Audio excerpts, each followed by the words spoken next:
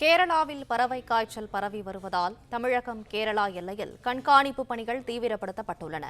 கேரளாவிலிருந்து வரும் வாகனங்கள் மீது கோவை மீனாட்சிபுரம் சுங்கச்சாவடியில் வைத்து சுகாதாரத்துறை பணியாளர்கள் கிருமிநாசினி தெளித்து வருகின்றனர்.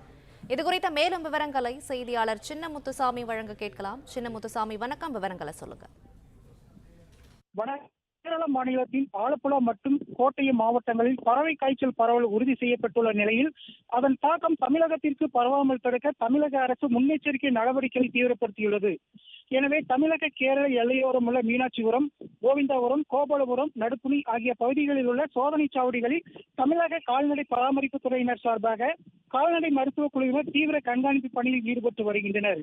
குறிப்பாக கோழிகள் மற்றும் பிற பறவைகள் கொண்டு செல்லப்படும் வாகனங்கள் முழுமையாக சோதனை செய்யப்பட்டு வாகனங்களுக்கு கிருமி நாசினி தெளிக்கப்பட்ட பின்னரே தமிழகத்திற்குள் அனுமதித்து வருகின்றனர்.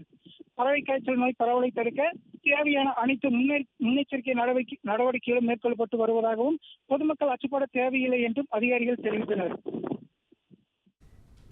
விவரங்களுக்கு நன்றி சின்னமுத்துசாமி.